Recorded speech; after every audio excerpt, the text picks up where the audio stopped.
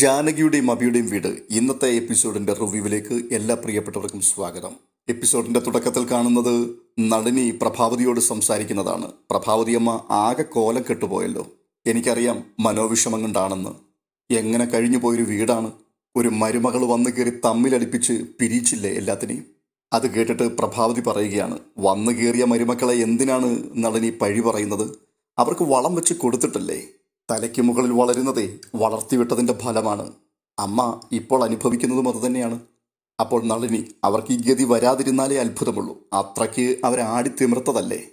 പ്രഭാവതി വീണ്ടും ചോദിക്കുകയാണ്, ഇവിടുത്തെ അമ്മയുടെ ജീവിതം എങ്ങനെ പോകുന്നു? പഴയ സ്വഭാവത്തിൽ എന്തെങ്കിലും മാറ്റമുണ്ടോ? കൊള്ളാം. നായുടെ വാല് കുഴലിലിട്ടാൽ ചിലപ്പോൾ 12 കൊല്ലം കഴിയുമ്പോൾ മാറ്റം വരും. പക്ഷേ ഇവര് എത്ര കണ്ടാലും കൊണ്ടാലും പഠിക്കില്ല പ്രഭാവതിയമ്മേ. ഇവിടെ ആരും അവരെ അടുപ്പിക്കില്ല. 24 മണിക്കൂറും കൊച്ചുമക്കളെ ശപിക്കാനേ ഉള്ളൂ അവരുടെ നേരം. ഇവിടെ ദൈവത്തെ വിളിക്കാത്ത ഒരേ ഒരു സ്ത്രീ ഉണ്ടെങ്കിൽ അവർ മാത്രമേ ഉള്ളൂ. പ്രഭാവതിയമ്മ വന്നിട്ടുണ്ടെന്ന് ഞാൻ പറഞ്ഞിട്ടുണ്ട്. അതുകൊണ്ട് ഇപ്പം ഇങ്ങോട്ട് വരും. ഇത് പറഞ്ഞ് നളിനി അവിടുന്ന് പോവുകയാണ്.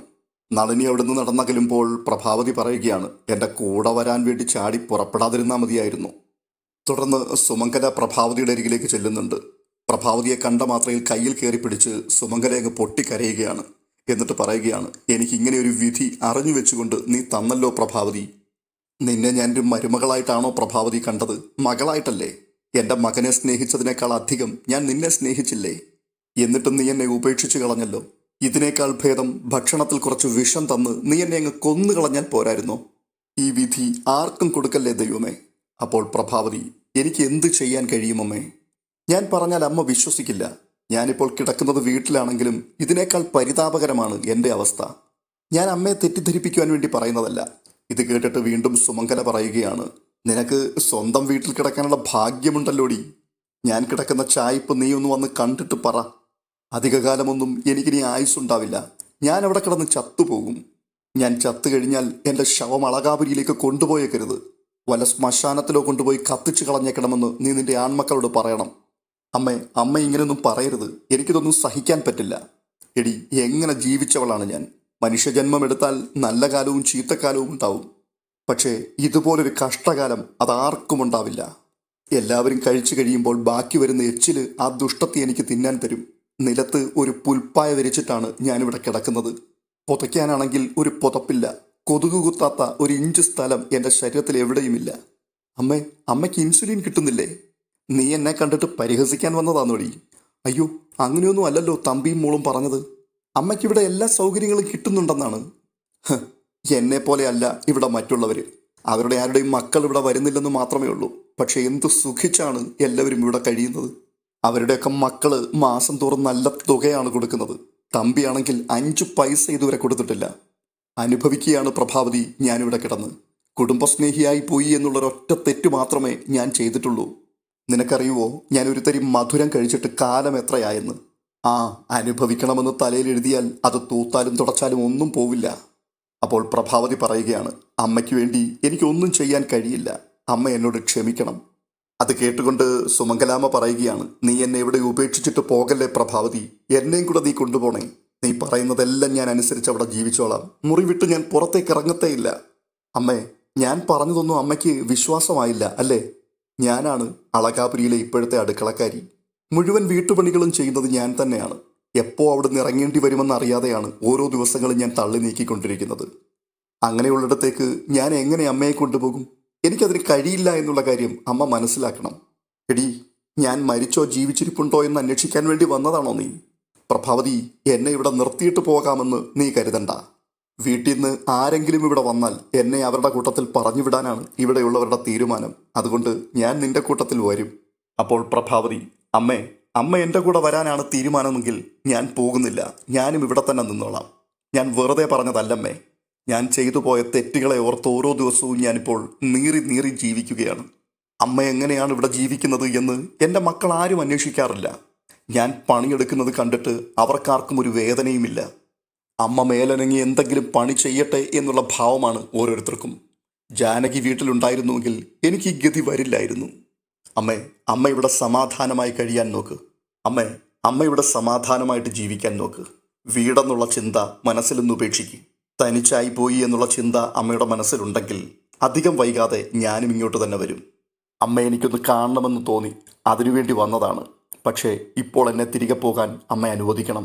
എനിക്കൊപ്പം വരാനാണെങ്കിൽ അത് അളകാപുരിയിലേക്കായിരിക്കില്ല. അപ്പോൾ സുമംഗലാമ്മ, മനസ്സിലായി, നന്നായിട്ട് മനസ്സിലായി. നീ പൊയ്ക്കൂ.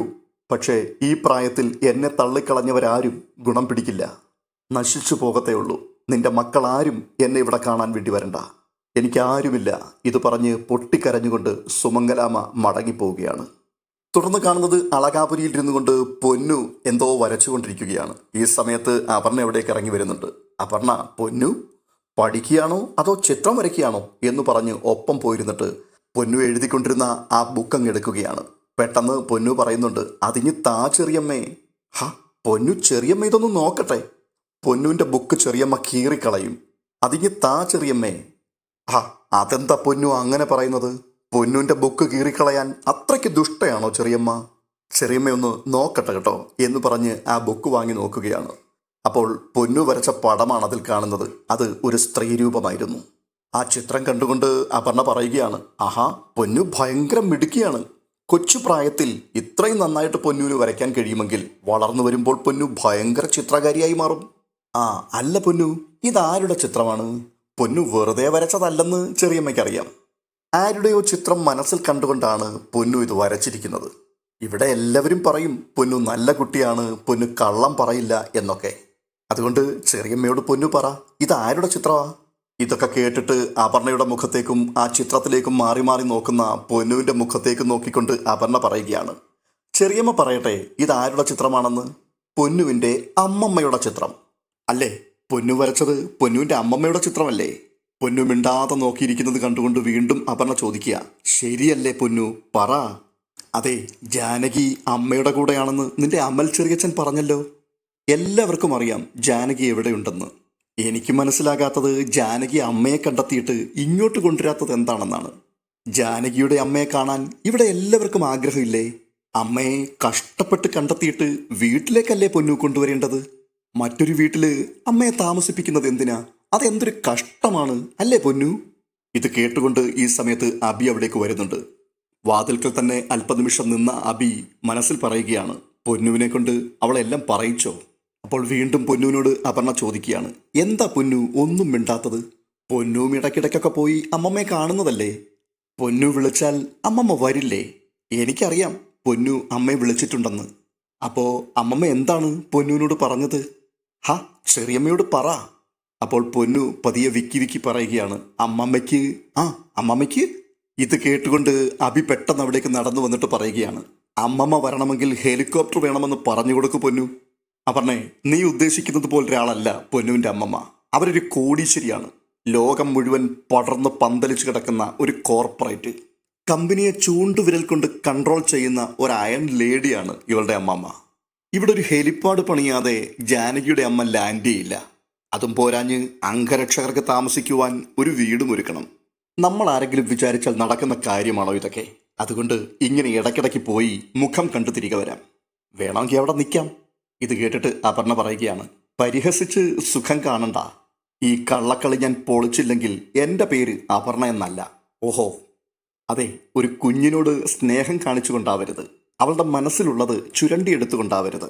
അല്ല, നീ എൻ്റെ ജാതകം വരെ തേടിപ്പോയ ആളല്ലേ, പിന്നെന്താ നിനക്ക് ഇതുമാത്രം കഴിയാത്തത്? ആ, എന്തായാലും നീ നിന്റെ പേരൊന്നും മാറ്റാൻ നിൽക്കണ്ട.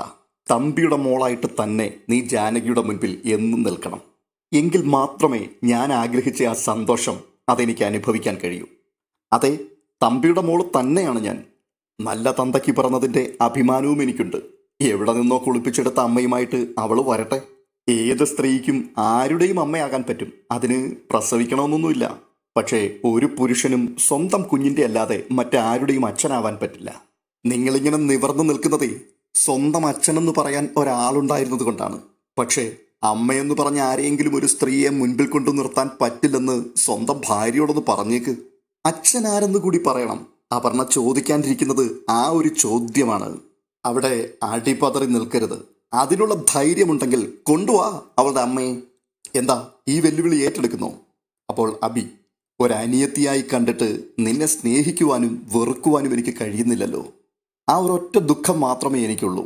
ഇത്രയും പറഞ്ഞിട്ട് വാ പൊന്നു എന്ന് പറഞ്ഞ് പൊന്നുവിനെയും പിടിച്ചുകൊണ്ട് അബി മുകളിലേക്ക് കയറി പോവുകയാണ്. തുടർന്ന് കാണുന്നത് വിശ്വനാഥൻ തമ്പിയെയും സേനനെയുമാണ്.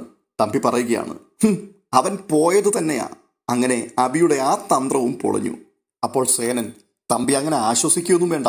വന്നത് പഴയ പരിചയക്കാരനൊന്നും അല്ല. തമ്പിയുടെ മകനാണെന്ന് അവകാശം പറഞ്ഞുകൊണ്ട് വന്നതാ. തമ്പി അവനെ ഒന്ന് കണ്ടിട്ട് പോലുമില്ല. തമ്പിക്ക് പറ്റിയ പാളിച്ചയും അത് തന്നെയാണ്. അവനെ ഒന്ന് കാണുക പോലും ചെയ്യാതെ അവൻ പോയി എന്ന് തമ്പിക്ക് എങ്ങനെ ഉറപ്പിക്കാൻ പറ്റും? ഹ, ഇത് അബി ഏതോ ഒരുത്തനെ വെച്ച് നടത്തിയ ഡ്രാമയല്ലേ? തമ്പി, നിങ്ങൾക്കതെങ്ങനെ ഉറപ്പിച്ചു പറയാൻ കഴിയും? രാധാമണി വാരസ്യരെ എങ്ങനെയാണ് അബിക്ക് അറിയാൻ കഴിയുക? തമ്പി അതിനുള്ള ഉത്തരം താ. ഞാനും താനും മാത്രമേ ആ കാര്യത്തെക്കുറിച്ച് അറിയുന്നവരായിട്ടുള്ളൂ. എനിക്കും തനിക്കും മാത്രമേ ആ കഥ അറിയുകയുള്ളൂ. 25 വർഷത്തിന് ശേഷം ആ കഥയും പറഞ്ഞുകൊണ്ട് വരണമെങ്കിൽ വന്നത് രാധാമണി വാര്യസ്യരുടെ മകനാണെങ്കിലും അല്ലെങ്കിലും സത്യം അറിയാവുന്ന ആൾ തന്നെയായിരിക്കും. അങ്ങനെ ഒരാള് വെറുതെ വന്നതല്ല തമ്പി. തമ്പിയോട് കണക്ക് തീർക്കാൻ തന്നെയാ. ഹ, ഇനി എന്ത് കണക്ക് തീർക്കാനാണ് സേന? ആദ്യം ഞാനൊന്ന് ഭയന്നു എന്നുള്ളത് നേരാ. പക്ഷേ ഇപ്പോഴെനിക്ക് ഒരു ഭയവുമില്ല. അപ്പോൾ സേനൻ ചോദിക്കുകയാണ്, അവനെ രാധാമണി വാരസ്യരെ തന്നെ തമ്പിയുടെ മുൻപിൽ കൊണ്ടുവന്നാലോ? ആദ്യത്തെ വരവ് ഒരു സാമ്പിളായിട്ട് മാത്രം കരുതിയാൽ മതി. ഹ, അവൾ എന്നേ ചത്തു മണ്ണടിഞ്ഞു കാണും. അവനിനി അവളുടെ മകനാണെങ്കിൽ പോലും ആരോ എടുത്തു വളർത്തിയവർ പറഞ്ഞുകൊടുത്ത സത്യം കേട്ടറിഞ്ഞിട്ടാണ് അവനിവിടേക്ക് വന്നിരിക്കുന്നത്. ഒന്നും വിലപ്പോകില്ല എന്ന് മനസ്സിലായപ്പോൾ അവൻ സ്ഥലം വിട്ടു. എടോ, ജീവനെ ഭയന്നിട്ടാണ് അവൻ എൻ്റെ മുൻപിൽ വരാത്തത്. താൻ തന്നെ ഒന്ന് ചിന്തിച്ചു നോക്ക്. അവൻ എൻ്റെ ചോരയാണെങ്കിൽ അവൻ ഒളിച്ചിരുന്നു കൊണ്ട് എന്നെ ഫോൺ ചെയ്യില്ല. എൻ്റെ മുൻപിൽ വന്ന് നിൽക്കും അവൻ. ഇത് കേട്ടിട്ട് സേനൻ പറയുകയാണ്, ആ, തൻ്റെ വിശ്വാസം തന്നെ രക്ഷിക്കട്ടെ. അപ്പോൾ വീണ്ടും തമ്പി, എടോ, ഇനി ടെൻഷൻ അടിക്കാൻ ഞാനില്ല സേന. ആ പിന്നെ തമ്പി, ഞാൻ നിങ്ങളെ കാണാൻ വന്നത് മറ്റൊരു കാര്യം പറയാനാണ്. രാധാമണിയുടെ അച്ഛൻ മാധവ വാര്യർ മകളെ പീഡിപ്പിച്ചു എന്നുള്ളൊരു കേസുമായിട്ട് എന്നെ കാണാൻ വന്ന കാര്യം താൻ മറന്നിട്ടില്ലല്ലോ? ഹ, അയാളെ താൻ അന്ന് തന്നെ ഓടിച്ചു വിട്ടതല്ലേ? എടോ, മാധവ വാര്യർ പിന്നീട് CIക്ക് ഒരു പരാതി കൊടുത്ത കാര്യം താൻ ഓർക്കുന്നുണ്ടോ? അതേ തുടർന്നല്ലേ ഞാനും നിങ്ങളുടെ ആൾക്കാരും കൂടി ചേർന്ന് അയാളുടെ വീട്ടിൽ കയറി അയാളെ ഭീഷണിപ്പെടുത്തിയത്? ഹ, എടോ, അതൊക്കെ കാലഹരണപ്പെട്ടു പോയ കാര്യങ്ങളല്ലേ. അങ്ങനെ തള്ളിക്കളയാൻ പാടില്ല. അന്നത്തെ SI നടരാജൻ അത് വളരെ ഗൗരവത്തോടു കൂടി തന്നെയാണ് കണ്ടത്. പിറ്റേന്ന് മാധവ വാര്യർ ആത്മഹത്യ ചെയ്യുകയും മകൾ ആ സ്ഥലത്തു നിന്ന് പോവുകയും ചെയ്തതുകൊണ്ട് അന്വേഷണം അവസാനിപ്പിച്ചതാണ്. പക്ഷേ കേസിന് FIR ഉണ്ടാവും. രാധാമണി വാര്യസ്യരോ മകനോ ഈ കേസ് റീഓപ്പൺ ചെയ്യണം എന്ന് പറഞ്ഞ് കോടതിയെ സമീപിച്ചാൽ കളിയങ്ങ് മാറും. ഒരു കുരുക്ക് തൻ്റെ തലയ്ക്ക് മുകളിൽ കിടക്കുകയാണ്. ആ ഓർമ്മ തനിക്ക് വേണം. ഞാനും കൂടി ഇതിൽ കുടുങ്ങുമോ എന്ന് എനിക്ക് ഭയമുണ്ട്. അതുകൊണ്ട് താനൊന്ന് കരുതിയിരിക്കണം. ഇത് പറഞ്ഞ് സേനൻ അവിടെ നിന്ന് പോവുകയാണ്. തുടർന്ന് കാണുന്നത് പൊന്നുവിനെ കുളിപ്പിച്ച് അബി ഒരുക്കിക്കൊണ്ടിരിക്കുകയാണ്. മുടി ചീകിക്കൊണ്ടിരിക്കുന്നതിനിടയിൽ അബി പറയുകയാണ്, നീ ഇങ്ങനെ വല്ലപ്പോഴും മാവേലിയെ പോലെ സ്കൂളിൽ ചെന്നാലേ നിന്റെ പേരവർ വെട്ടിവിടും. അപ്പോൾ പൊന്നു, ഹ, അതെന്റെ കുറ്റമാണോ? അച്ഛൻ എന്നെ സ്കൂളിലേക്ക് വിടാത്തത് കൊണ്ടല്ലേ? ആ, എന്നിട്ടാണോടി കാന്താരി നിനക്ക് അമ്മമ്മയെ എപ്പോഴും കാണണം, നമുക്ക് ചന്ദ്രകാന്തത്തിൽ പോയ അമ്മമ്മയുടെ കൂടെ താമസിക്കാമെന്ന് എപ്പോഴും പറയുന്നത്? അത് അമ്മയും അമ്മാമ്മയും കാണാനുള്ള കൊതി കൊണ്ടല്ലേ അച്ഛാ. സ്കൂളിൽ പോകുന്നില്ല എന്ന് നീ തീരുമാനിച്ചു കഴിഞ്ഞാൽ പിന്നെ നിന്റെ അമ്മ എടുക്കൽ കൊണ്ടുവിടാം. നീയേ അമ്മമ്മയും നോക്കി അവിടെ അങ്ങ് നിന്നു. അയ്യോ, എനിക്ക് പഠിക്കണം. ഡോക്ടർ ആകാൻ വേണ്ടിയാണ് ഞാൻ പഠിക്കുന്നതെന്ന് അച്ഛൻ അറിയാലോ. പൊന്നു, ഇതെല്ലാം നീ തന്നെ പറഞ്ഞാൽ എങ്ങനെയാ? അമ്മമ്മയുടെ ട്രീറ്റ്മെന്റ് കഴിയുന്ന സമയം വരെ ഉള്ളൂ അവിടുത്തെ താമസം. അല്ലായിരുന്നെങ്കിൽ അവിടെ ഏതെങ്കിലും സ്കൂളിൽ നിന്നെ കൊണ്ടുപോയി ചേർക്കാമായിരുന്നു. അച്ഛാ, ഞാൻ എൻ്റെ സ്കൂൾ വിട്ടു പോവില്ല. എൻ്റെ ഫ്രണ്ട്സൊക്കെ അവിടെയാ. ആ, കൊള്ളാം. അപ്പൊ നിനക്ക് അമ്മയും വേണം, അമ്മാമ്മയും വേണം, ഫ്രണ്ട്സിനെയും വേണം, ഡോക്ടറുമാകണം.